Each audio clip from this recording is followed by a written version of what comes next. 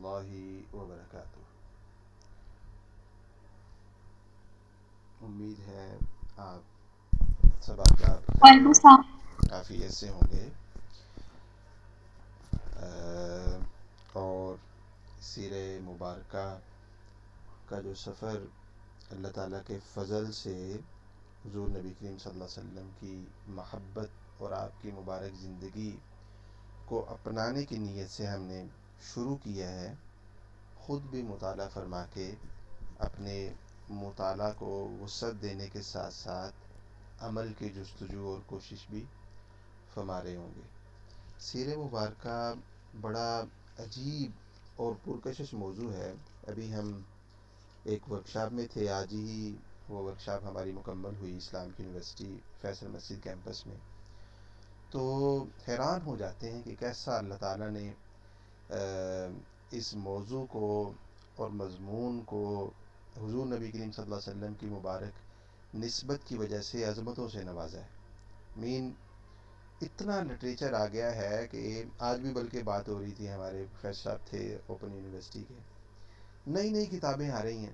تو میں جب ایسی چیزیں سنتا ہوں، دیکھتا ہوں تو میں کہتا ہوں کہ ہمارا کیا حال ہوگا جنہوں نے ابھی تک سفر شروع ہی نہیں کیا۔ مطلب ہم ابھی بکس کے ساتھ اپنی وہ دوستی، وہ تعلق ابھی تک شروع ہی نہیں کر پائے، اور جب شروع کریں گے تو اس وقت یہ شاید ہمیں احساس ہو، چاہے آج شروع کرتے ہیں یا آج سے سال بعد شروع کرتے ہیں، 2 سال بعد، کہ اس کو بہت پہلے شروع ہو جانا چاہیے تھا، کیونکہ یہ سفر شروع ہوتا ہے ختم نہیں ہوتا، اتنا زیادہ ہے اور اتنا دلچسپ ہے۔ مین ہم نے حضور نبی کریم صلی اللہ علیہ وسلم کی مبارک ذات گرامی کو نہیں سمجھا، نہ سیکھا ہے، اتنا کچھ ہے اور کوئی عذر نہیں ہے، یعنی اتنا لٹریچر ہونے کے بعد، کہ ہم سیر مبارکہ کو اپنائیں نہیں، اپنی زندگیوں میں لے کے نہیں آئیں۔ تو اس لیے میں جو سیلف اسٹڈی کی بات کیا کرتا ہوں، وہ اس لیے کرتا ہوں کہ میرے سامنے وہ لٹریچر اتنا زیادہ ہے کہ مجھے یہ بڑی ہے، جسے کہتے ہیں نا کہ انسان کو پیاس لگی ہوتی ہے، پیاسا ہوتا ہے، وہ پیاس ہے مجھے میرے اپنے اسٹوڈنٹس کے حوالے سے کہ وہ جلدی شروع کریں تاکہ وہ سیکھیں، وہ اس میدان کو تھوڑا ایکسپلور کریں۔ مین میں آج اگر اس پہ ورکشاپ پہ بات کروں، بلکہ اس کے جسٹ ایک سیشن پہ، تو ہماری بات دوسری طرف چلی جائے گی۔ جسٹ ایک بات سیکھیں کہ شروع کریں، کوئی سی بک ہے اسے آپ پڑھنا شروع کریں، اور پھر شیئر کریں اپنے مطالعہ کو اور اپنے سفر کو آگے سے آگے بڑھائیں۔ سیرہ مبارکہ میں ہم حضور نبی کریم صلی اللہ علیہ وسلم کی مبارک زندگی کے پہلے مرحلے کو ڈسکس کر رہے ہیں، یعنی جو نبوت سے پہلے کی زندگی ہے، جس میں آپ کے سلسلہ نسب کا تذکرہ آ گیا ہے، اور اس کے بعد ہم یہ ذکر کر چکے ہیں کہ ولادت مبارکہ کے حوالے سے ہماری کوئی تفصیلی گفتگو نہیں ہوگی۔ اچھا، اس میں بڑا آج کی گفتگو میں بھی بڑی دلچسپ بات آئی ہے، وہ ہمارے چونکہ ٹاپک سے ریلیٹڈ ہے، اس لیے میں وہ شیئر کر دیتا ہوں کہ حضور نبی کریم صلی اللہ علیہ وسلم کی ولادت مبارکہ کی جگہ کیا ہے۔ اس میں کل بھی ایک صاحب ہیں، انہوں نے، اسامہ بھائی ہیں، انہوں نے نشاندہی فرمائی گئی والی جو لائبریری والی جگہ ہے، اس میں تو ایسے ہی بہت ساری چیزوں میں اختلافات ہیں۔ مین آپ کی ولادت مبارکہ کب ہوئی، ڈیٹ کیا ہے اس کی، اس میں ایک رائے یہ ہے کہ 12 ربیع الاول، اگر آپ اس ہجری کیلنڈر کو دیکھتے ہیں، لونر کیلنڈر کو دیکھتے ہیں، تو 12 ربیع الاول ہے، اور ایک دوسری رائے یہ ہے کہ نہیں، 9 ربیع الاول ہے، 11 کا بھی ایک قول ہے، مختلف اقوال ہیں اس میں، مختلف نیریشنز ہمیں ملتی ہیں۔ تو میں اس پہ بات نہیں کرنے لگا کہ مطلب وہ اصل میں ایگزیکٹلی ہے کیا، اور کیا اس میں، وہ ایک سلائیڈ میں آپ کے سامنے کچھ لکھا ہوا ہے، یہ چیزیں آپ کے لیے کافی ہوں گی۔ میں ایک ریسرچ آرٹیکل کی طرف آپ کو متوجہ کرنے لگا ہوں کہ اس نوعیت کے جو اختلافات ہیں، چاہے برتھ پلیس سے ریلیٹڈ ہیں، مختلف آراء اس میں ملتی ہیں، اسی طرح سے آپ کی ولادت مبارکہ کی ڈیٹ سے ریلیٹڈ ہیں اختلافات، پھر دن سے متعلق اختلافات ہیں۔ اچھا، پھر آگے اختلافات کو اگر آپ دیکھیں تو ہجرت کر کے آپ مدینہ منورہ کس ڈیٹ کو پہنچے ہیں، اس میں اختلافات ہیں، مدینہ آپ کی انٹری کب ہوئی ہے، وغیرہ وغیرہ۔ تو یہ جو اختلافات، اس میں بڑا دلچسپ ایک آرٹیکل ہمارے سامنے آیا، ایک مقالہ، ایک مضمون، اس کا تذکرہ ہمارے سامنے آیا کہ ایک ہمارے سندھ کے اسکالر ہیں عبدالحمید جتوئی صاحب، انہوں نے 2011 میں اسلام کی یونیورسٹی میں ایک کانفرنس ہوئی تھی سیرہ مبارکہ کے معاصر رجحانات پہ، یعنی اس وقت جو ٹرینڈز چل رہے ہیں 11 میں اس وقت یہ کانفرنس ہوئی تھی کہ ریسنٹ جو ٹرینڈز ہیں سیرہ میں، سیرہ رائٹنگ میں، اور وہ کیا ہیں۔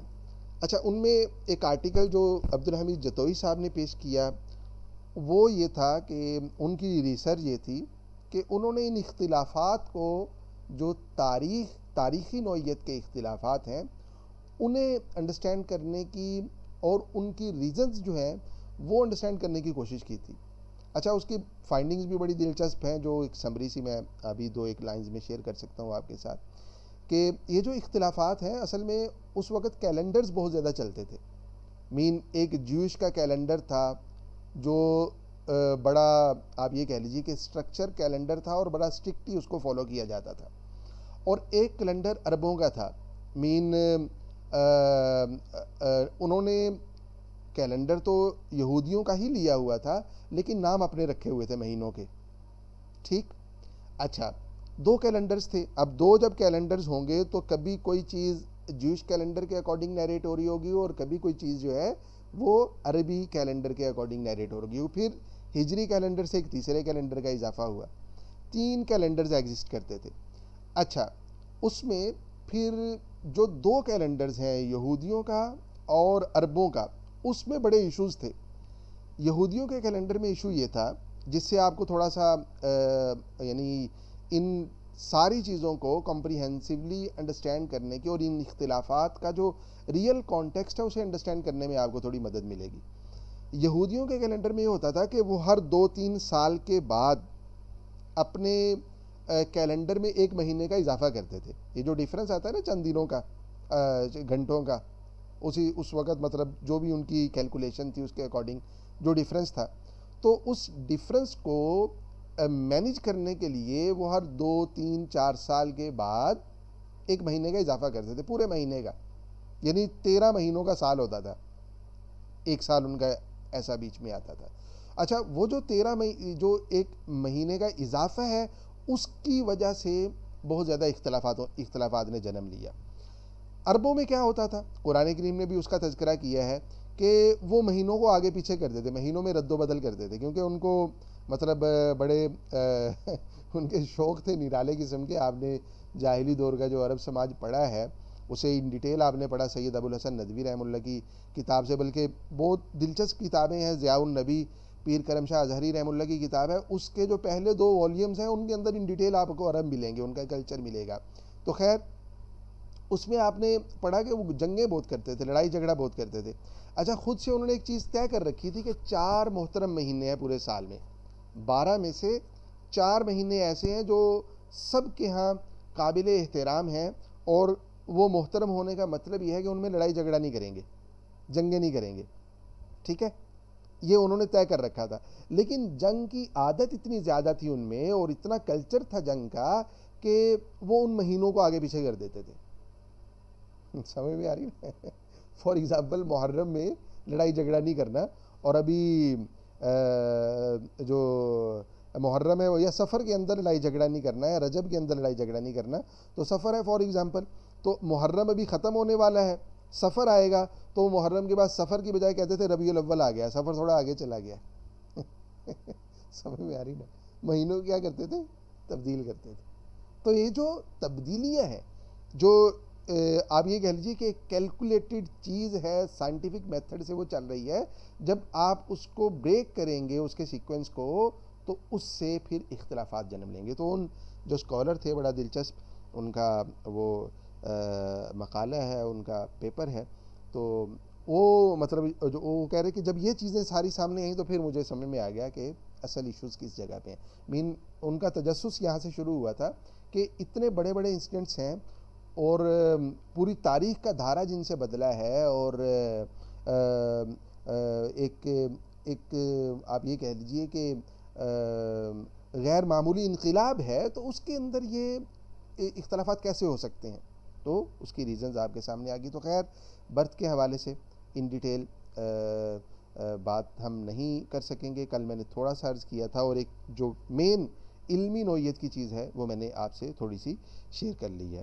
اگر آرٹیکل مجھے یہ مل جاتا ہے سافٹ فارمیٹ میں تو میں ویسے تو اسلامک یونیورسٹی کی 11 کی جو کانفرنس ہے وہ پبلشڈ ہے، اس کے سارے آرٹیکلز پبلشڈ ہیں، کو 35 کے قریب اردو میں ہیں، اس طرح سے عربک میں ہیں. تو اگر سافٹ فارمیٹ میں مجھے مل جاتا ہے تو میں انشاءاللہ آپ سے شیئر بھی کروں گا یہ والا. خیر، حضور نبی کریم صلی اللہ علیہ وسلم کی ولادت مبارکہ مکہ مکرمہ میں ہوئی، جناب عبداللہ کے گھر میں ہوئی، سیدہ آمنہ کے گھر میں ہوئی، اور بہت اہم ہے حضور نبی کریم صلی اللہ علیہ وسلم کی رضاعت کا زمانہ. آپ جانتے ہیں اس دور میں کلچر تھا کہ بچوں کو فیڈ کروایا کرتی تھی خواتین، اور یوزلی دیہات اور بڑے شہروں کے جو مضافات ہیں یا دور دراز جو علاقے ہیں جہاں اجنبی مسافروں کا، تاجر، تجارت پیشہ لوگوں کا یا غیر عرب لوگوں کا جہاں آنا جانا نہیں ہوتا تھا یا بہت کم ہوتا تھا، نہ ہونے کے برابر، ان جگہوں میں، اور جو شہروں سے دور ہوتے تھے ان جگہوں پہ عام طور پہ بچوں کو بھیجا جاتا تھا، نومولود بچوں کو، اور خواتین کیا کیا کرتی تھی، ان کی پرورش کیا کرتی تھی. فوسٹیج مدرز کا پورا ایک تصور ہے اسلام نے، ان ڈیٹیل ہماری فقہ اسلامی کے اندر احکامات بھی ملتے ہیں. تو ایک کلچر تھا، اس کے اپنے یعنی عربوں کے تصورات تھے، اور ان کے بڑے کانشیس تھے وہ بچوں کو لے کے کہ ان کی زبان جو ہے اس پہ وہ کسی قسم کا کمپرومائز نہیں کرتے تھے. وہ چاہتے تھے کہ بچے جو ہیں وہ بچپن سے ہی انہیں گفتگو کرنے کا سلیقہ آنا چاہیے. سلیقہ مین ان کی زبان بڑی رواں ہونی چاہیے، زبان پہ کمپرومائز، اپنی زبان پہ انہیں بڑا فخر تھا. تو اور دوسرے نمبر پہ ان کی صحت اچھی ہونی چاہیے. یہ دونوں چیزیں وہ سمجھتے تھے کہ شہروں کے مقابلے میں جہاں بہت زیادہ آمد و رفت ہے دوسرے خطوں کے لوگوں کی، اور پھر آب و ہوا بھی اتنی کوئی اچھی نہیں ہے جتنی دیہات کی ہوتی ہے، تو یہ دو مقاصد دیہات میں حاصل کیے جا سکتے ہیں. تو اس لیے وہ بچوں کو دیہات میں بھیج دیا کرتے تھے. حضور نبی کریم صلی اللہ علیہ وسلم کا بڑا دلچسپ واقعہ ہے. آپ کا جو رضاعت کا زمانہ ہے وہ بڑا خوبصورت زمانہ ہے، بڑا دلچسپ زمانہ ہے، اور بڑے بڑے شعراء نے، بڑے بڑے ادیبوں نے، سیرت نگاروں نے بھی بڑی جذب کی کیفیت میں ڈوب کے اس پہ لکھا ہے. تو ہماری تو اوقات نہیں ہے، ہم تو مطلب اس کو ویسے ہی اللہ تعالیٰ نے ہمیں موقع دے دیا ہے، ہم جڑ گئے ہیں اور یہ اللہ تعالیٰ کا فضل ہے، لیکن یعنی وہ دلچسپ ترین ہے. کیا برکات تھی.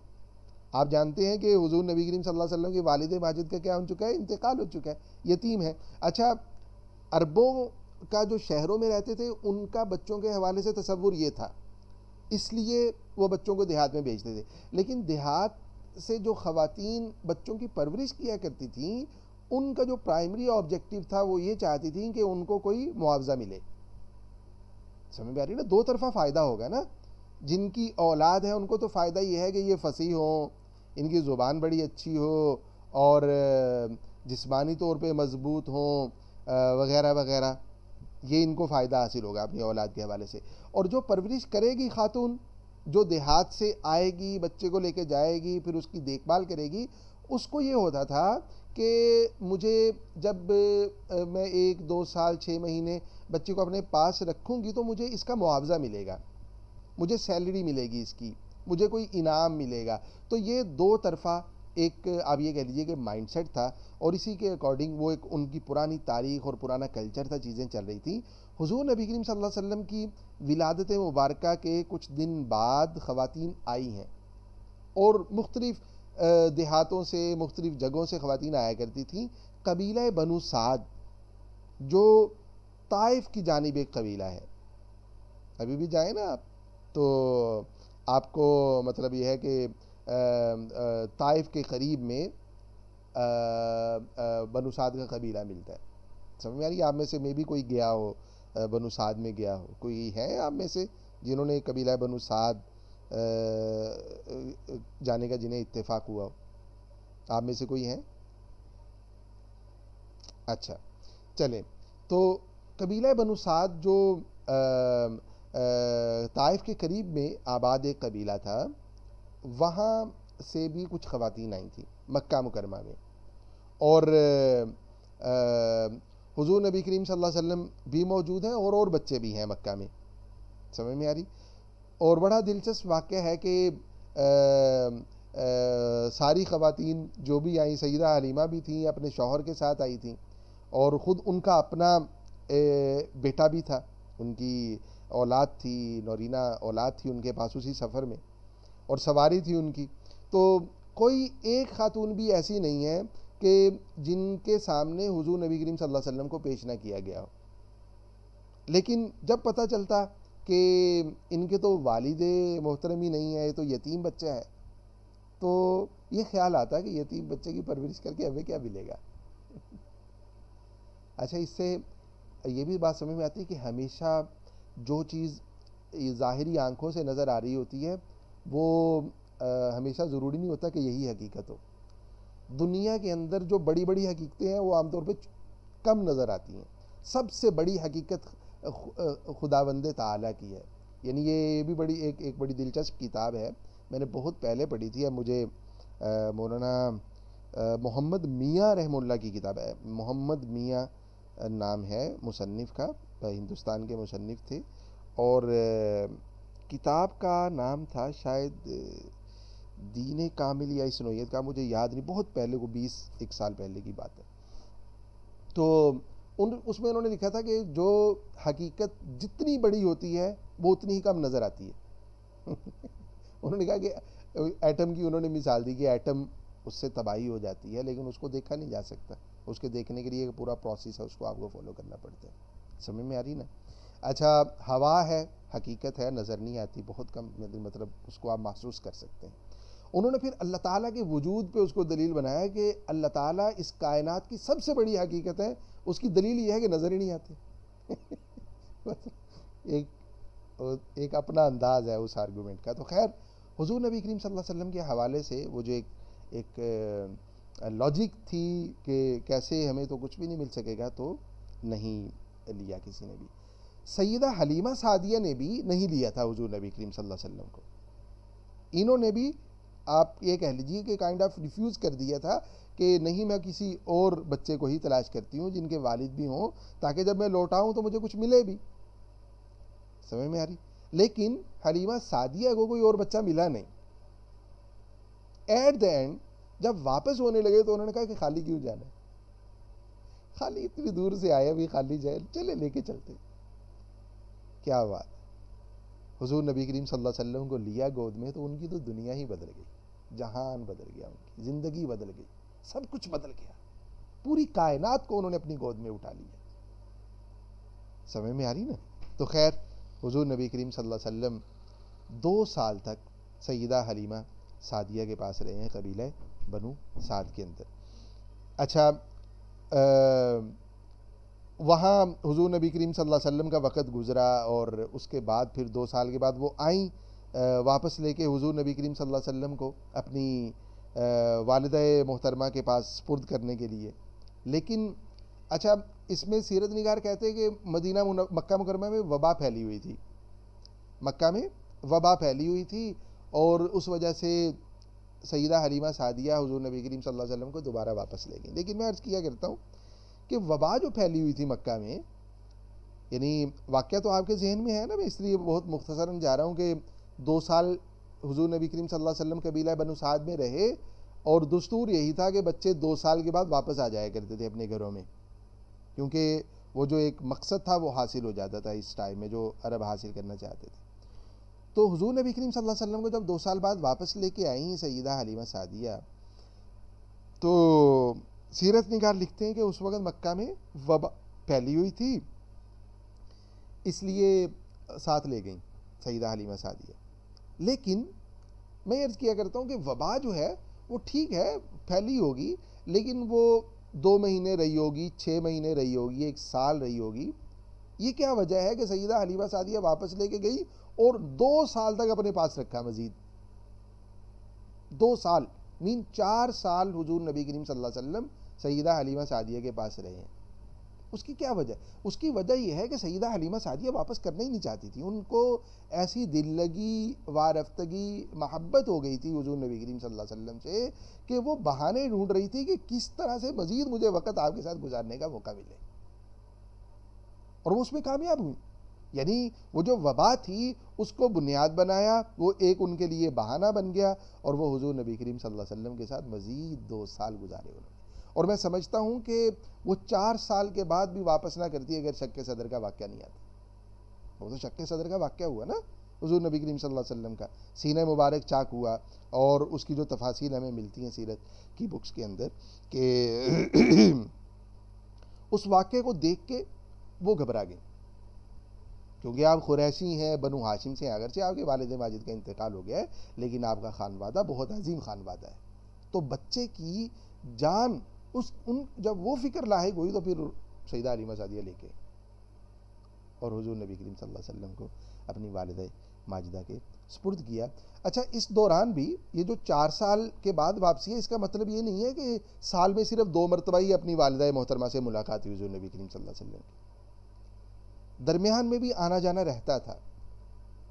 یعنی جو بچے دیہات گاؤں میں چلے گئے ہیں، اس کا مطلب یہ نہیں ہے کہ 2 سال کے بعد ہی واپس آئے، درمیان میں بھی اپنے والدین سے، اپنے عزیز و اقارب سے ملانے کے لیے خواتین لایا کرتی تھی۔ حضور نبی کریم صلی اللہ علیہ وسلم کی بھی جو 2 سال کے بعد ہم واپسی کہتے ہیں تو اس سے پہلے بھی ملاقاتیں ہیں سیدہ آمینہ سے، لیکن 4 سال کے بعد سیدہ آمینہ کے سپرد کر دیا گیا، اور حضور نبی کریم صلی اللہ علیہ وسلم نے 2 سال اپنی والدہ محترمہ کے ساتھ گزارے۔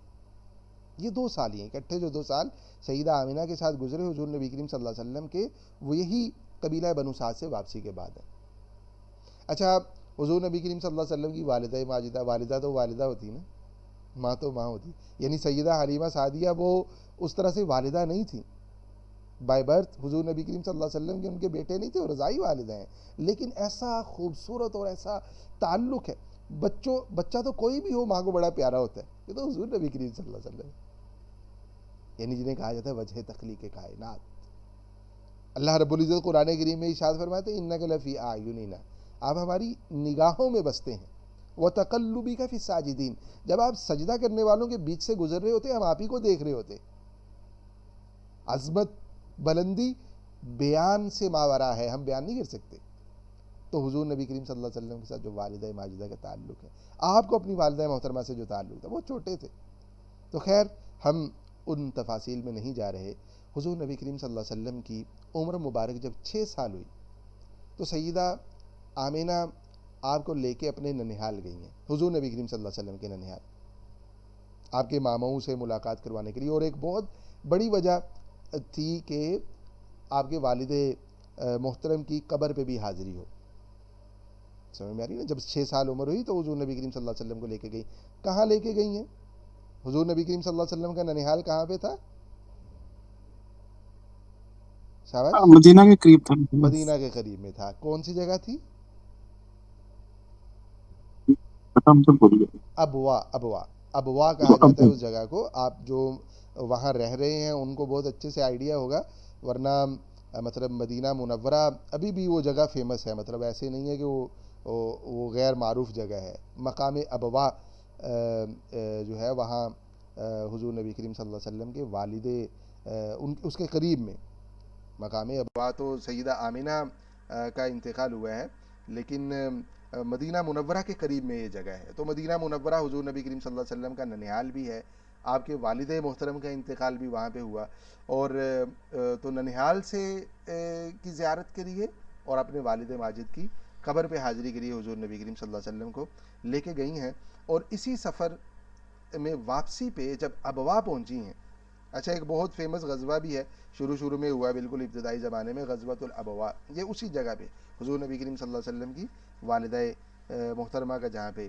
انتقال ہوا ہے اور جہاں ان کی قبر ہے، تو وہاں جب پہنچے ہیں تو سیدہ آمینہ جو ہے وہ بیمار تھیں، ان کا بھی وہاں پہ انتقال ہوا، اور حضور نبی کریم صلی اللہ علیہ وسلم 6 سال کی عمر میں اپنی والدہ محترمہ کے سائے سے بھی محروم ہو گئے۔ والد محترم تو پہلے سے ہی نہیں ہے نا، والدہ محترمہ کے سائے سے بھی اللہ تعالیٰ نے وہ سایہ بھی لے لی ہے، وہ جو ایک شفقت، محبت اور وارفتگی ہے وہ بھی اللہ تعالیٰ نے اپنے پاس بلا لی ہے، اور یہ کوئی لمبا عرصہ نہیں گزارا ہے حضور نبی کریم صلی اللہ علیہ وسلم نے والدہ محترمہ کے ساتھ، جسٹ 2 سال ہے، 4 سال تو بنو سعد میں گزرے اور 2 سال اپنی والدہ محترمہ۔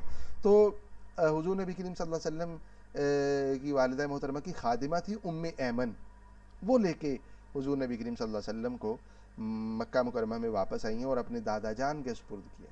حضور نبی کریم صلی اللہ علیہ وسلم کو ان کے دادا جان کے سپرد کیا, جناب عبد المطلب, شیبہ کہا جاتا تھا, شیبہ یا شیبہ, جناب عبد المطلب کے سپرد کیا. عبد المطلب بہت احترام کیا کرتے تھے. حضور نے احترام کی میں نے بات کی ہے, مطلب ایک تو ہوتا ہے نا پیار, احترام. اگر آپ دیکھیں سیرہ لٹریچر کو پڑھیں تو جناب عبد المطلب بڑی شان کے سردار تھے. ابھی دیکھا نا آپ نے ابرہا کے ساتھ جو آپ کی کنورسیشنز ہیں, جب اونٹوں کو قبضے میں لے لیا تو کس طرح بے نیازی کے ساتھ ملے, بے نیازی سے بات کی, اور کیسے مطلب جو ہے وہ ان کے خواب کی بنیاد پہ زمزم جو ہے وہ ظاہر ہوا. اور پھر انہی کے دور میں چونکہ ابرہا کے لشکر کو شکست ہوئی تھی تو ان کی بڑی شان تھی, بڑی عظمت تھی عربوں کے دلوں میں. قریش کے دلوں میں تو تھی ہی تھی, لیکن عربوں کے دلوں میں بہت زیادہ عظمت تھی. اور اس شان کے سردار جناب ابو عبد المطلب حضور نبی کریم صلی اللہ علیہ وسلم کا احترام کیا کرتے تھے. احترام کی اس طرح کہ ان کے لیے ایک آپ یہ کہہ لیجیے کہ سٹیج لگایا جاتا تھا, ایک جو ہے وہ چٹائی بچھائی جاتی تھی یا چیئرز لگائی جاتی تھی, جو بھی اس وقت اس کا سیٹ اپ ہوگا سردار کے لیے, بیت اللہ کے سائے میں, جہاں جس چٹائی پہ جسٹ عبد المطلب ہی پاؤں رکھ سکتے تھے, اس فرش پہ جسٹ جناب عبد المطلب بیٹھ سکتے تھے, اور کسی کو اجازت نہیں تھی, نہ کسی سردار کو, نہ کسی ریلیٹیو کو. ایون کہ جناب عبد المطلب کے جو بیٹے تھے ان میں سے بھی کسی کو اجازت نہیں تھی کہ وہ اس جگہ پہ بیٹھیں جہاں جناب عبد المطلب نے بیٹھنا ہوتا. تو حضور نبی کریم صلی اللہ علیہ وسلم کھیلتے کھیلتے وہاں جاتے اور جناب عبد المطلب کی جگہ پہ بیٹھ جاتے. تو آپ کے جو چچا ہوتے وہ کہتے ہیں نیچے آ جاؤ, یہ تو عبد المطلب کے بیٹھنے کی جگہ ہے, تو کسی کو اجازت نہیں ہے. تو جناب عبد المطلب جب دیکھتے تو روکتے اپنے بیٹوں کو اور کہتے کہ نہیں, آنے دو, میرے پاس آنے دو میرے بیٹے کو, ان کی تو شان, خدا کی قسم ان کی تو بڑی عظیم شان ہوگی, یہ کہا کرتے تھے. اچھا, یہ بھی لٹریچر تھوڑا سا پڑھنا چاہیے مجھے. جناب ابو طالب کا بھی ایک شعر یاد آ رہا ہے, مطلب حضور نبی کریم صلی اللہ علیہ وسلم کی عظمت اور شرافت کے حوالے سے, یعنی بچپن سے ہی آپ میں آپ کی عظمت شرافت کی جو نشانیاں ہیں ان کی گواہیاں ہمیں ملتی ہیں. جیسے جناب عبد المطلب کا میں نے تذکرہ کیا, اسی طرح سے جناب ابو طالب, ان کے بارے میں کہا جاتا ہے کہ یہ سب سے پہلے نعت گو شاعر ہیں. مین حضور نبی کریم صلی اللہ علیہ وسلم کی مدحت سرائی, آپ کی شان اگر کسی نے شاعری کی زبان میں بیان کی ہے تو وہ سب سے پہلے شاعر جناب ابو طالب ہے. آپ بھی شاید اگر پہلی مرتبہ سنا تو آپ بھی حیران ہوں گے, وہ کیسے؟ جناب ابو طالب بہت زیادہ پیار کیا کرتے تھے, مطلب اس کی وجوہات تھیں, اپنی وجوہات. ایک تو حضور نبی کریم صلی اللہ علیہ وسلم کی جو مبارک آپ کی ذات گرامی ہے, اس میں اللہ تعالیٰ کے تو علم ہے نا کہ آپ نبی آخر الزمان ہیں, آپ خاتم المرسلین ہیں, تو وہ جو کشش ہے آپ کی ذات گرامی کی اصل وجہ تو وہی ہے. لیکن اس کے ساتھ ساتھ آپ کے والد محترم نہیں ہیں, آپ کی والدہ محترمہ نہیں ہے, آپ کی کوئی ہمشیرہ نہیں ہے, آپ کے کوئی بھائی نہیں ہے. سمجھ میں آ رہی نا؟ آپ جانتے ہیں نا حضور نبی کریم صلی اللہ علیہ وسلم کے نہ کوئی بھائی ہے نہ کوئی بہن ہے, اکلوتے بیٹے تھے جناب عبداللہ اور سیدہ آمینہ کے. تو یہ ساری چیزیں حضور نبی کریم صلی اللہ علیہ وسلم کی محبت میں اضافے کا سبب بنی ہیں. ملٹیپل چیزیں, بہت ساری چیزیں ہیں. تو خیر, جناب ابو طالب کی میں بات کر رہا تھا. 8 سال کی عمر میں جناب عبد المطلب کا بھی انتقال ہوا. جب انتقال ہوا تو جناب ابو طالب کو بلایا اپنے پاس, اور حضور نبی کریم صلی اللہ علیہ وسلم کا ہاتھ جناب ابو طالب کے ہاتھ میں دیا. اور بھی بیٹے تھے, 10 بیٹے تھے, اور لیکن جناب ابو طالب کو بلایا. کیوں؟ اس لیے کہ جناب عبداللہ اور جناب ابو طالب دونوں کی والدہ ایک تھی. جناب عبد المطلب کی شادیاں کئی تھیں نا, سمجھ میں آ رہی نا؟ تو حضور نبی کریم صلی اللہ علیہ وسلم کے والدہ محترمہ اور جناب ابو طالب کی والدہ محترمہ دونوں ایک ہیں.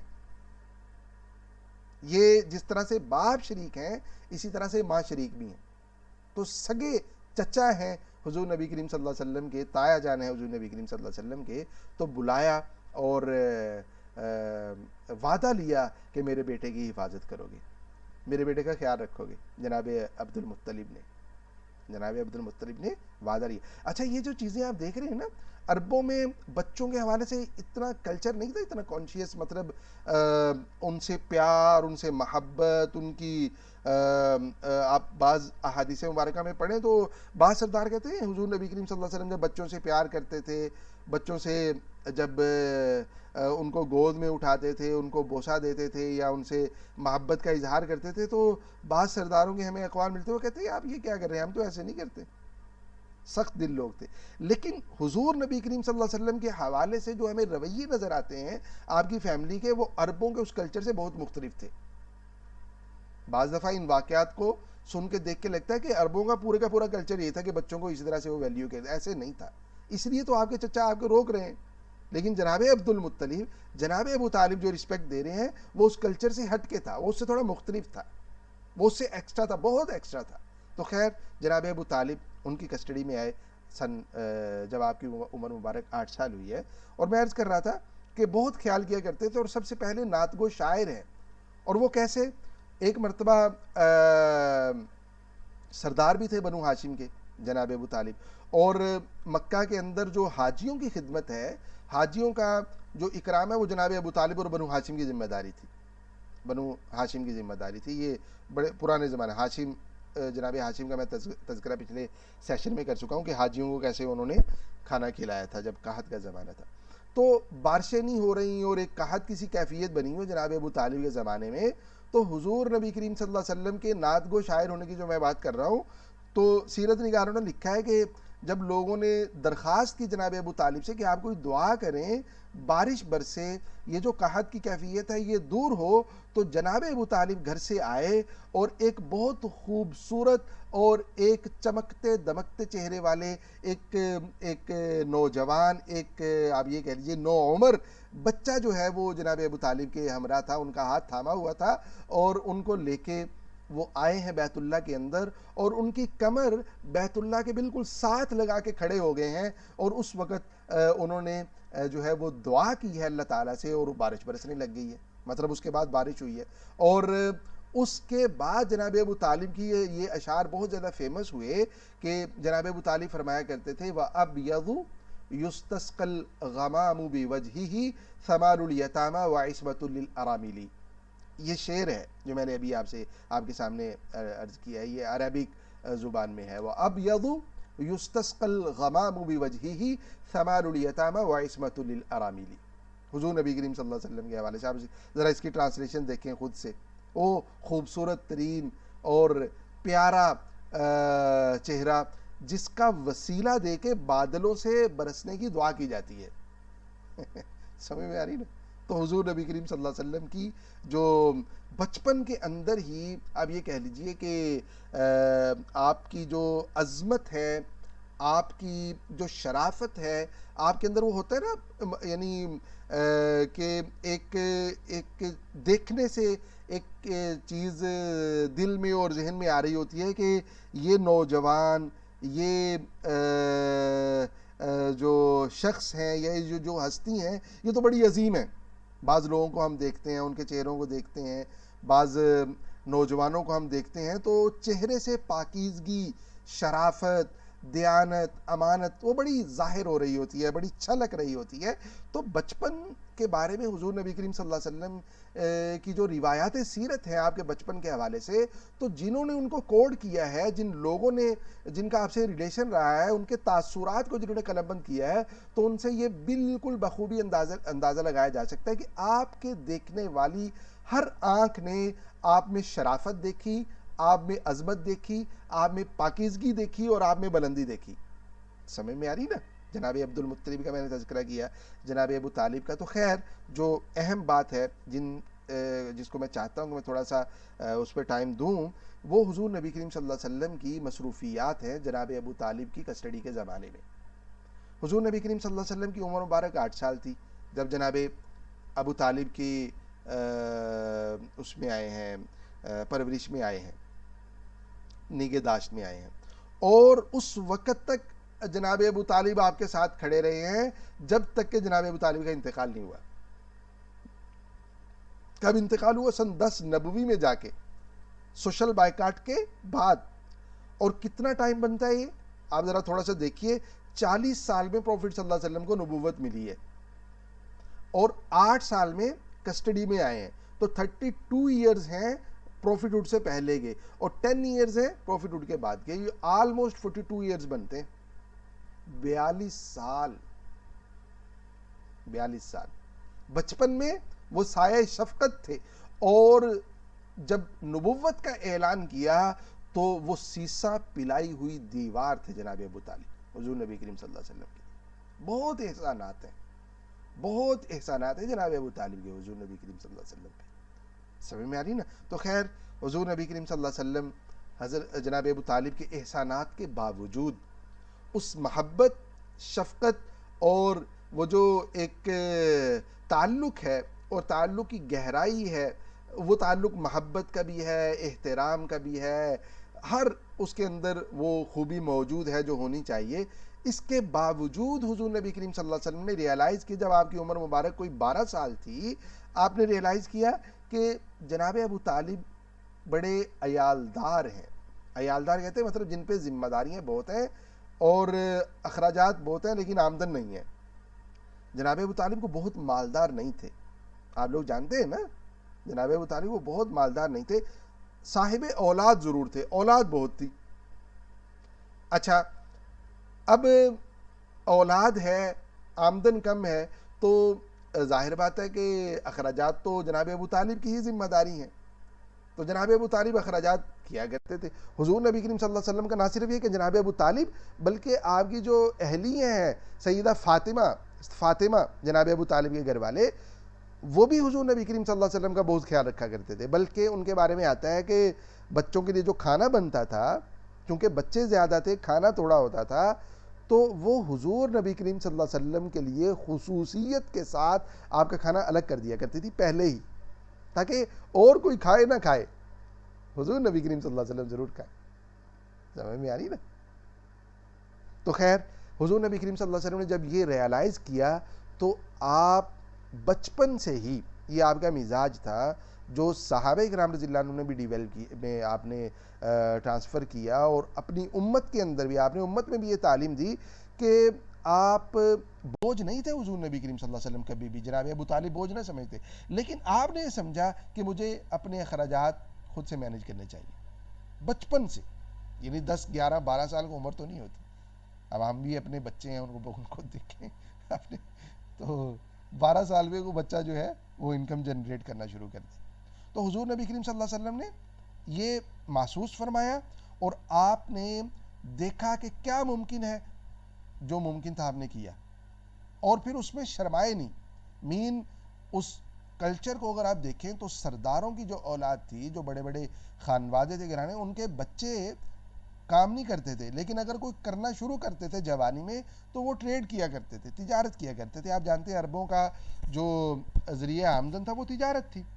بڑے بڑے تاجر سردار تھے, پھر ان کی اولادیں تھیں, تو وہ تجارت کیا کرتے تھے. بکریاں غلام چرایا کرتے تھے, خادم چرایا کرتے تھے, موالی چرایا کرتے تھے. یہ سرداروں کا کام نہیں تھا. لیکن حضور نبی کریم صلی اللہ علیہ وسلم نے اس کلچر کے اگینسٹ اس مت کو توڑا اور آپ نے بکریاں چرائی. کیوں؟ اس لیے کہ بھائی انتظام کرنا ہے. اور صحیح احادیث کے اندر حضور نبی کریم صلی اللہ علیہ وسلم کے بکریاں چرانے کا تذکرہ ملتا ہے. صحیح بخاری کی روایت آپ کے سامنے ہے. حضور نبی کریم صلی اللہ علیہ وسلم نے ارشاد فرمایا, ما بعث اللہ نبیا الا رعى الغنم فقال اصحابه وانت فقال نعم كنت ارعاها على قراريط لاهل مکہ. کیا بات ہے, مطلب رونا آتا ہے. كنت ارعاها على قراريط لاهل مکہ, کہ میں بھی, شروع کی روایت آپ سمجھ چکے ہوں گے, نیچے ٹرانسلیشن بھی لکھی ہوئی کہ اللہ تعالیٰ نے کوئی نبی نہیں بھیجے جنہوں نے بکریاں نہ چرائی ہوں, ہر نبی نے بکریاں چرائی. اچھا یہ الگ ایک کانٹیکسٹ ہے, مطلب یہ الگ ڈیبیٹ ہے کہ اللہ تعالیٰ نے بکریاں کیوں چروائی, اس پہ ہم بات نہیں کر رہے ابھی. وہ آپ کے ذہن میں بھی کچھ پوائنٹس ہوں گے اور کچھ جو ہے وہ آپ اسٹڈی بھی کر لیں گے, بہت یہ فیمس ڈیبیٹ ہے. لیکن جو بات, جس عمر میں حضور نبی کریم صلی اللہ علیہ وسلم نے بکریاں چرائیں اور جو لیسن ہم لینا چاہتے ہیں, اس پہ میں تھوڑی سی بات کرنا چاہتا ہوں. صحابہ نے پوچھا کہ اللہ کے نبی صلی اللہ علیہ وسلم آپ نے بکریاں چرائیں, وَأَنْتَ رَعَيْتَهَا, آپ نے بھی بکریاں چرائیں؟ فقال نعم، حضور نبی کریم صلی اللہ علیہ وسلم نے کیا ارشاد فرمایا؟ جی ہاں، کنت ارعاها علی قراریط اہل مکہ، میں بھی چرایا کرتا تھا. کیا مقصد کیا تھا؟ وہ مقاصد جو بیان کیے جاتے ہیں نا انبیاء کرام علیہ السلام کے بکریاں چرانے کے، وہ والا مقصد بیان نہیں ہے حضور نبی کریم صلی اللہ علیہ وسلم نے یہاں پہ. کنت ارعاها علی قراریط اہل مکہ، میں بھی چرایا کرتا تھا اور اہل مکہ کی بکریاں ہوا کرتی تھیں، اور ان بکریوں کو چرانے کا میں معاوضہ لیا کرتا تھا. اور معاوضہ کیا ہوتا تھا؟ چند قیرات.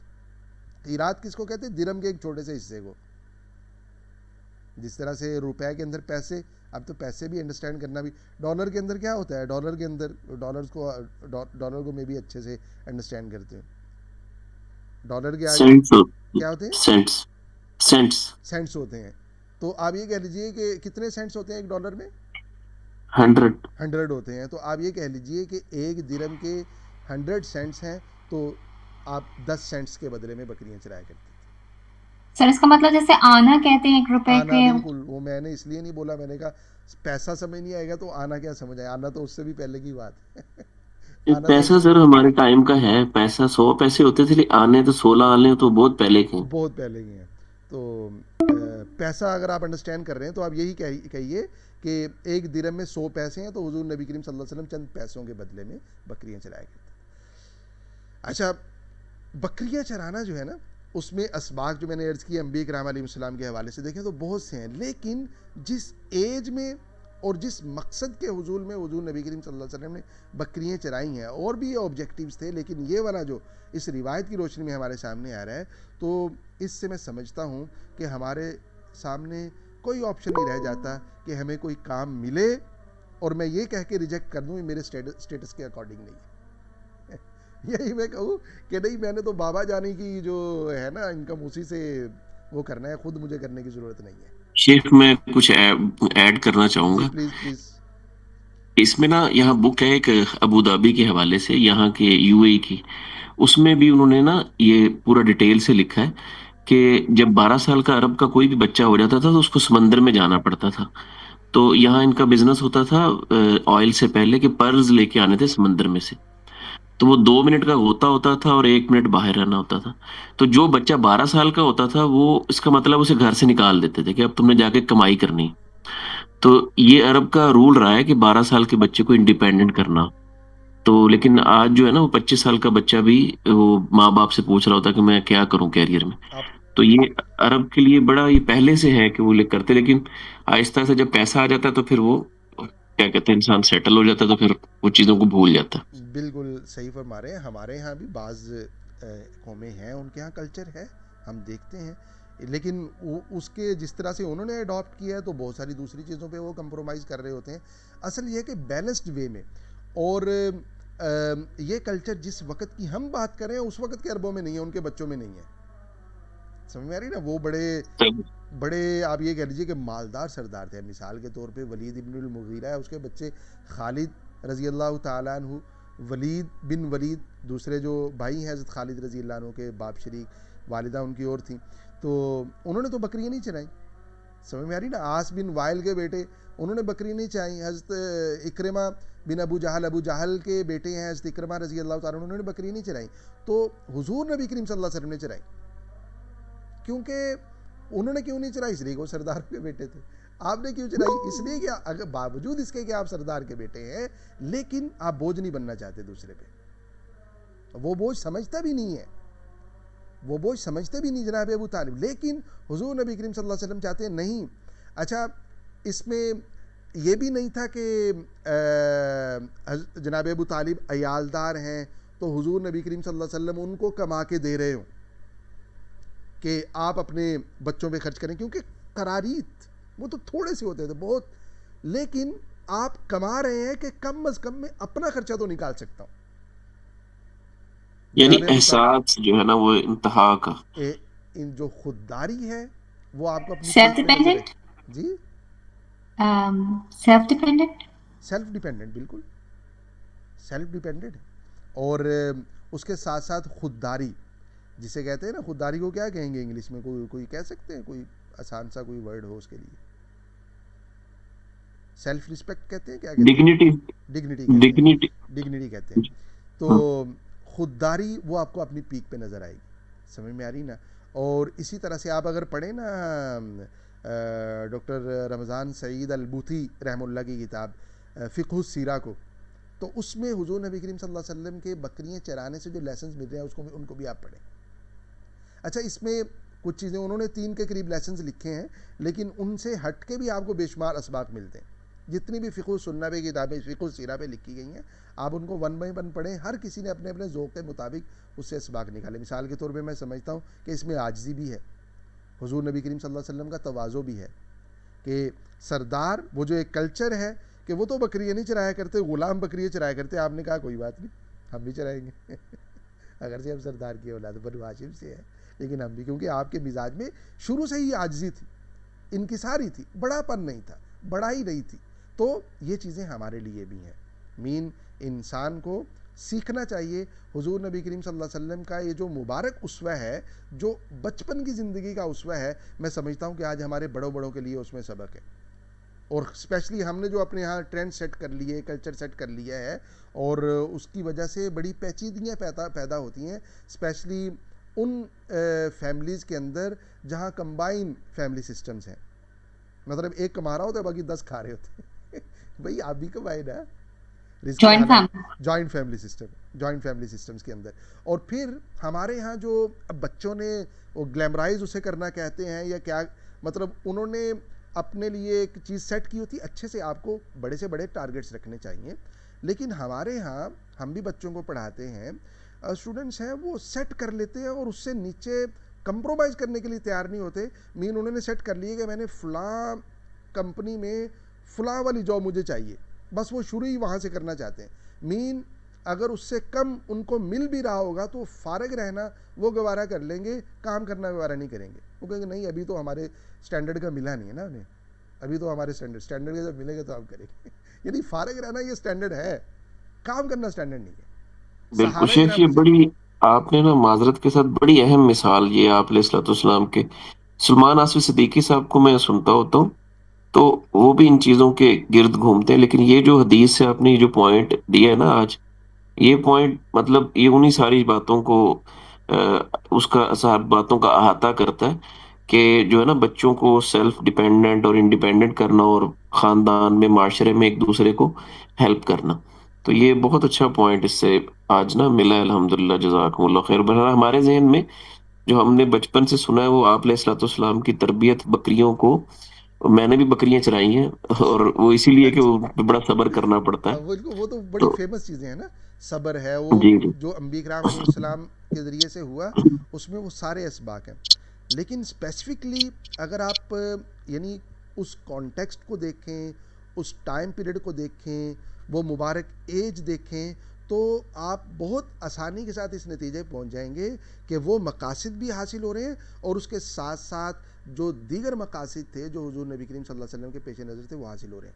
اور ہمارے ہاں مطلب میں تو یہ کہا کرتا ہوں, مطلب اپنے اسٹوڈنٹس کو بھی کہا کرتا ہوں, دیکھیں فارغ رہنا یہ بری بات ہے.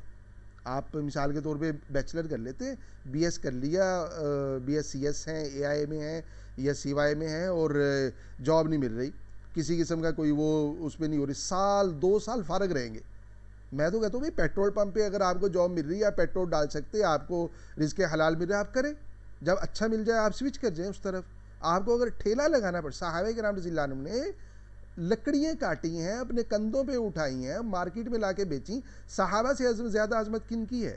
یعنی حضور نبی کریم صلی اللہ علیہ وسلم سے زیادہ عظمت کن کی؟ آپ نے بوجھ اٹھایا اپنے کندھوں کے اوپر.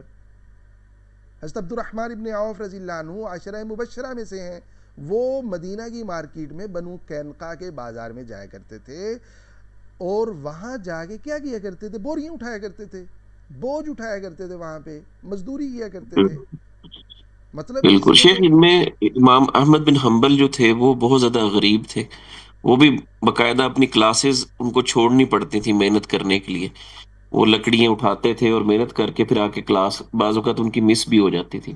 یہ تو یعنی ٹاپک تو ایسا ہے, تو اس میں تو آپ کو بے شمار ہستیاں ملیں گی. لیکن حضور نبی کریم صلی اللہ علیہ وسلم صحابہ میں اگر آپ جسٹ اپنے آپ کو سرکل کر لیں, تو آپ کو اتنی مثالیں ملیں گی، حیران ہو جائیں گے. میں جسٹ بات اس بات پہ کر رہا ہوں کہ ہمارے ہاں یہ جو ایک کلچر ہے نا کہ ہم بنا لیتے ہیں کہ یار یہ تو میرے سٹیٹس کے مطابق نہیں ہے.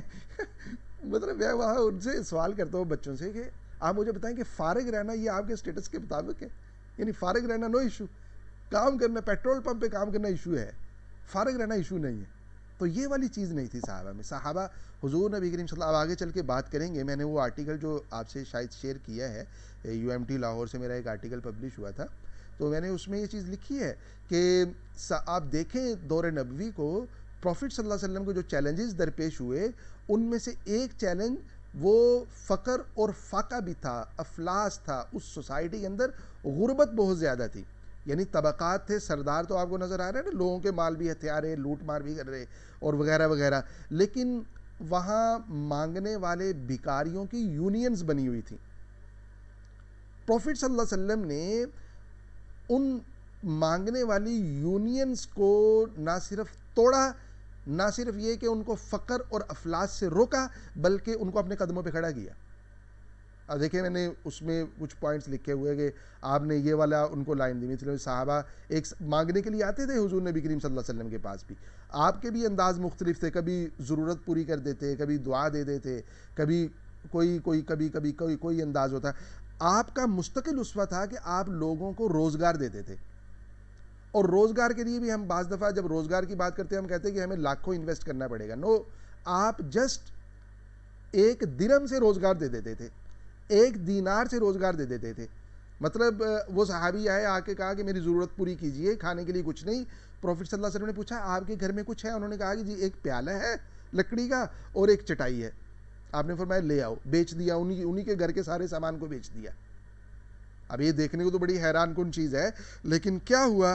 آپ نے کہا کہ یہ جو 2 درہم آپ کو ملے، ایک سے آپ اپنی ضرورت پوری کر لو اور دوسرے سے جاؤ کلہاڑی لے کے آؤ. کلہاڑی کا بھی وہ پھالا لے کے آؤ، جو لوہے کا آگے حصہ ہوتا ہے، جو کاٹنے والا حصہ ہوتا ہے، پھالا جسے کہتے ہیں، وہ لے کے آؤ. وہ لے کے آئے. اچھا، صحابہ میں ماننے کا جذبہ بھی بہت تھا. ابھی ہمارے یہاں تو سوسائٹی بن گئی کہ بات مانتا کوئی نہیں، سنتا بھی کوئی نہیں، ہر کوئی اپنی مرضی کرتا ہے. حضور نبی کریم صلی اللہ علیہ وسلم نے فرمایا جیسے انہوں نے بیچ دیا، اور جیسے فرمایا وہ خرید کے لے آئے. اچھا، جب لائے تو آپ نے اپنے مبارک ہاتھوں سے جو لکڑی والا حصہ ہوتا ہے وہ خود نصب کر کے دیا، پوری کلہاڑی تیار کر کے دی، اور فرمایا صحابی رسول تھے جو آنے والے ہیں، اور فرمایا کہ جاؤ جنگل میں چلے جاؤ، لکڑیاں کاٹو، لا کے مارکیٹ میں بیچو. اور 15 دن تک یا کچھ دن آپ نے فرمایا میرے پاس نہیں آنا، آپ نے 15 دن تک، اس کے بعد آنا. وہ آئے، اس کے بعد 15 دن اپنی محنت مزدوری کی، آئے اور آگے بتایا کہ بھئی دیکھیں میرے پاس اب اتنے درہم ہو چکے ہیں، میں نے گھر کا سامان بھی پورا کر لیا ہے اور اس طریقے سے سیٹل ہوگی زندگی. یہ پروفٹ صلی اللہ علیہ وسلم کیا کرتے. یہ کیوں کر رہے تھے؟ کیونکہ آپ نے خود یہی کیا تھا، بچپن سے آپ یہ کر رہے تھے. سمجھ میں آ رہی نا؟ تو یعنی آئی فون بیچ کے آپ چھوٹا سا کام شروع کر رہے یس، ہیں. وہ انڈیپینڈنٹ بنا رہے تھے، انڈیپینڈنٹ بغیر بنائے. مانگنے کی عادت نہیں ہوتا کہ بالکل آپ نے کی ختم. آپ حیران ہو جائیں گے. آپ ذرا اس پرسپیکٹو میں پڑھیں تھوڑا سیرہ مبارکہ کو.